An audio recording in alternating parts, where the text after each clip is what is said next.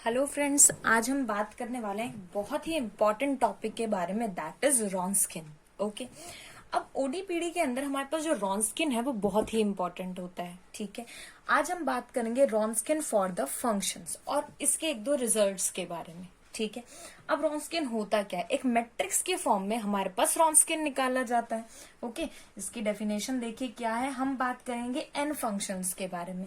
Okay, let मान लीजिए five one, five two up to five n be n functions. ये आपके पास क्या है? फंक्शंस है। Okay, having n minus one derivatives. Obviously अगर आपके पास यहां पर ऑर्डर एन है तो डेरिवेटिव कहां तक निकलेंगे? एक वैल्यू कम हो जाती है डेरिवेटिव की, एन माइनस वन डेरिवेटिव्स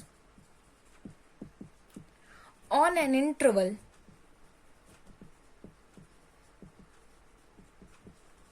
आई। किसी इंटरवल आई के ऊपर हम बात करेंगे।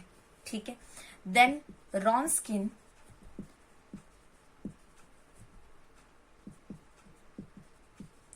Of this function five one, five two up to five N. ठीक है, फाइव एन तक की हम बात कर रहे हैं, थ्री डॉट्स का यूज करेंगे। इज डिफाइंड एज रॉन्स्किन को, अब मान लीजिए मैंने यहाँ पे फाइव एन फंक्शंस तक की बात करी है, तो it means W is for Wronskian. जितने फंक्शंस हैं उतने हम यहाँ पर लिखेंगे। फाइव एन फंक्शन किसका है? एक्स का, इक्वल्स टू मैट्रिक्स, यानी कि डिटर्मिनेंट आपको इसके अंदर कैलकुलेट करना है। This is a symbol for determinant. Okay, ये हो जाएगा आपके पास फाइव वन एक्स यहाँ पर, फाइव टू एक्स यहाँ पर, और ये चलेगा आपका फाइव एन एक्स तक। ओके, आफ्टर दैट इसी फंक्शन का हम डेरिवेटिव यहां लेंगे। Five one dash of x, five two dash of x up to five n dash of x. Okay, अगर मेरे पास एन फंक्शंस है तो मेरी मैट्रिक्स का जो ऑर्डर है वो रहेगा n cross n, that is n cross n. ये देखिए यहां पर। ठीक है, अब एन क्रॉस एन के लिए यानी कि जितने नंबर ऑफ हमारे पास कॉलम्स है उतनी हमारे पास कितनी होनी चाहिए? रोज होनी चाहिए। फिर से हम इसका डेरिवेटिव करेंगे। Five one double dash x, five two double dash x up to so on five n double dash of x, और ये हमारा कहां तक चलेगा? एन माइनस वन तक। ठीक है, तो इसको थोड़ा सा हम एन माइनस वन, ठीक है, तो ये हमारा हो जाएगा ऐसे ही five one N minus one of x, five two N minus one X, five N minus one of X. यानी कि अगर एन फंक्शंस हैं तो एन माइनस वन तक हम जाएंगे। देखिए, वन से लेके एन माइनस वन तो हमारे हो ही जाता है, और एक हमारा फंक्शन आता है, टोटल हमारे पास एन रोज और एन कॉलम्स जो है इसके आ जाते हैं। ठीक है, तो यहां से हम क्या करते हैं? फंक्शंस को लिखते हैं, उनका डेरिवेटिव निकालते हैं और रॉन्स्किन को कैलकुलेट करते हैं। मैं आपको एग्जांपल से ये चीज क्लियर करूंगी, so not to worry about that. अब उसके बाद बात करते हैं इसके बहुत इंपॉर्टेंट रिजल्ट की। ठीक है, अब इसका रिजल्ट जो है वो क्या कहता है? यहां से हम निकालते हैं determinant, result number first. Okay, let five one, five two up to so on five n be n functions. ये आपके पास क्या है? एन फंक्शंस है having n minus one derivatives, जिसके क्या है? एन माइनस वन डेरिवेटिव्स हैं ऑन एन इंटरवल आई, किसी एक इंटरवल के ऊपर, आई के ऊपर। ओके, अगर हमारा रॉन्स्किन यानी कि W five one, five two, five N, ठीक है, हमने ले लिया एक्स नॉट कोई पॉइंट। अगर ये नॉट इक्वल्स टू जीरो है, ध्यान से समझिएगा, अगर ये क्या है? नॉट इक्वल्स टू जीरो है, यानी कि ये जीरो नहीं है फॉर एटलीस्ट। एटलीस्ट का मीनिंग समझ रहे हैं आप? एटलीस्ट का मीनिंग है कि कम से कम एक एक्स मुझे ऐसा मिल जाए, एटलीस्ट वन पॉइंट, और वो वन पॉइंट हमारे पास कोई भी एक्स नोट हो सकता है जो उस इंटरवल से बिलोंग करे जिस इंटरवल के ऊपर ये फंक्शन जो है डिफाइन है। Okay, then five one, five two, phi n are L I on interval, ठीक है, वो उस इंटरवल के ऊपर लीनियरली इंडिपेंडेंट रहेंगे। ये चीज बिल्कुल क्लियर है। अगर आपके पास रॉन्स्किन नॉट इक्वल टू 0 है और किसी एक पॉइंट के लिए जो कि उस इंटरवल से बिलोंग कर रहा है, तो हमारे पास ये जो फंक्शन है ये लीनियरली इंडिपेंडेंट रहेंगे ऑन दैट इंटरवल। हम पूरी की पूरी मतलब सारे के सारे नंबर्स की या पूरी रियल लाइन की बात नहीं कर सकते हैं, हम उसी की बात करेंगे जहां पे वो फंक्शन हमारे पास डिफाइन है। Okay, converse is not true. हमारे पास इसका जो कन्वर्स पार्ट है, कन्वर्स इज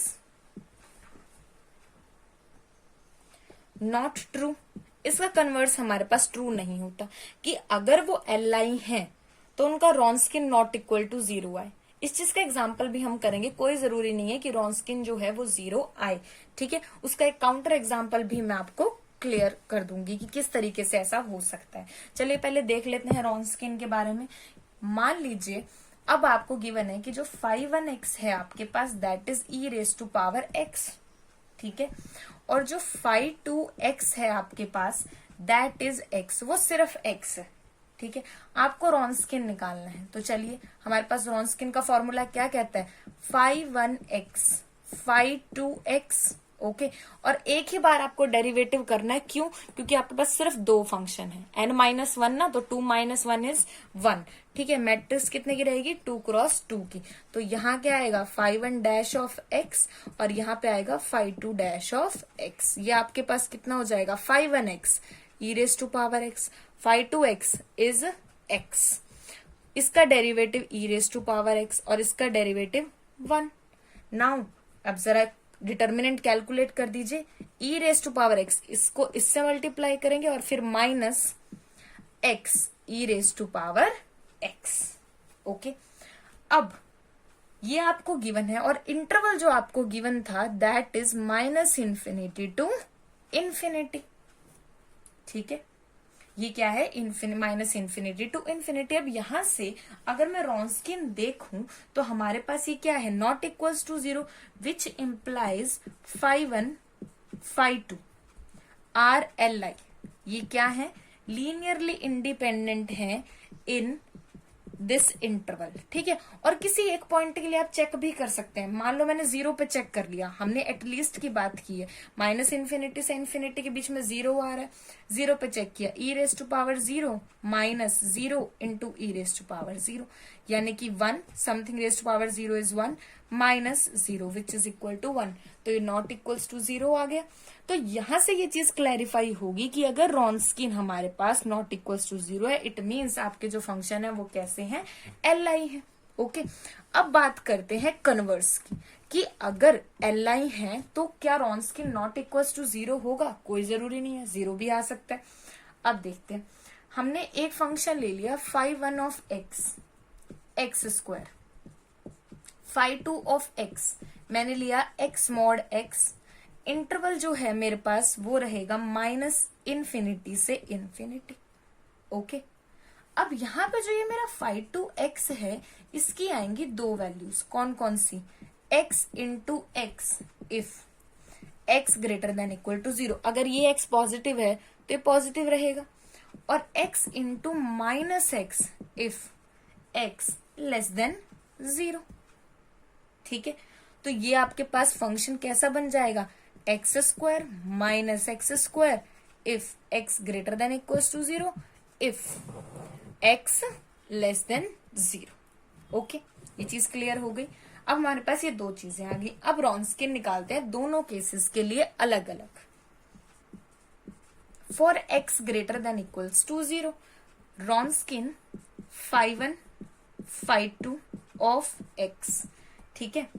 तो x², और मैंने बात की ग्रेटर देन इक्वल की, ग्रेटर देन इक्वल पे वैल्यू कैसी है, पॉजिटिव, x², डेरिवेटिव 2x, यहां पर डेरिवेटिव 2x, तो ये कितना आ जाएगा 2x³ minus 2x³ which is equals to 0। तो रॉन्स्किन यहां से 5(1) 5(2) x, ये क्या आ गया 0, ओके। ये हमारे पास क्या आ गया 0, बट ये जो हमारे पास दोनों के दोनों हैं, ये कैसे हैं हमारे पास, इसे भी प्रूव करेंगे। अब जरा दूसरा एग्जांपल लेके चलते हैं। ओके, फॉर x, ठीक है, एक बार इसे रब कर देते हैं। अब बात करते हैं लेस देन 0 की। For x less than equal to 0, Wronskian phi1 phi2 at x, it will be x square। Second function मैंने नेगेटिव की बात की है, तो नेगेटिव में कितना है, x into minus x square, और ये आ गया आपका 2x, और यहां से आ गया आपका -2x। Again -2x cube plus 2x cube, ये कितना हो जाएगा, 0। फिर से हमारे पास रॉन्स्किन की वैल्यू जो है वो कैसी आ रही है, 0। अब दोनों केसेस में रॉन्स्किन हमारे पास 0 आ गया, ठीक है। अगर मेरे फंक्शन जो है वो एल है तो रॉन्स्किन कैसा आना चाहिए था, नॉट इक्वल्स टू 0, ठीक है। यानी अगर 0 आ गया इसका मतलब फंक्शन एल नहीं है। अब हमें ये चीज प्रूव करनी है। हमने मान लिया कि वो एलडी है, कि डिपेंड करते हैं। Let if possible phi1x phi2x are LD, कि वो लीनियरली डिपेंडेंट है, इंडिपेंडेंट नहीं है, क्योंकि 0 नहीं आया हमारे पास, सॉरी नॉट इक्वल टू 0 नहीं आया है ना वो, इसीलिए। अब 0 आ गया तो एलडी। नाउ टेक, अगर एलडी है तो मैं एक को दूसरे की मल्टीपल की फॉर्म में लिख सकती हूँ, मैंने लिख दिया। दोनों केसेस लेके चलते हैं। phi1x पहला case, for x greater than equal to 0, ये था x square, lambda as it is, और ये कितना था, एक्स स्क्वायर। अब मैंने यहां पे लिया x को, कोई भी नंबर ले लो, 1 ले लो, ग्रेटर देन है ना, तो 1 is equal to lambda into 1, तो लैम्डा की वैल्यू क्या आ गई, 1।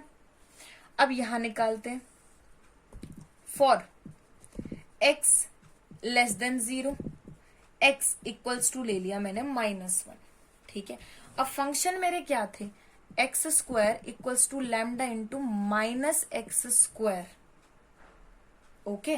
तो एक्स स्क्वायर की वैल्यू -1 का square equals to lambda minus into -1 square, okay. तो ये हो जाएगा 1 equals to lambda minus as it is, इसका square 1 equals to minus of lambda, and lambda is equals to -1। तो यहां से वैल्यू आई ये, और यहां से जो वैल्यू आ रही है ये, दोनों जगह से हमारे पास जो कांस्टेंट आ रहा है वो आ रहा है different, hence it is a contradiction, hence contradiction.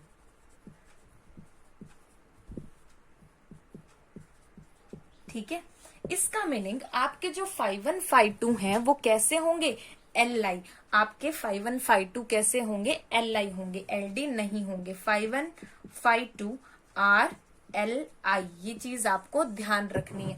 दोनों फंक्शन आपके कैसे आ गए हैं, Li आ गए हैं, ठीक है, Ld नहीं होंगे। इसका मतलब ये है कि अगर Li है तो Wronskian not equals to 0, but अगर Li नहीं है तो हम कुछ नहीं कह सकते हैं, ठीक है। आप ये चीज समझ रहे हैं कि अगर Wronskian not equals to, sorry, अगर आपके पास Wronskian नॉट इक्वल्स टू 0 है तो हम क्या कहेंगे, Li है। बट अगर Wronskian इक्वल्स टू 0 है तो हम ये नहीं कह सकते कि वो Li नहीं है, ठीक है।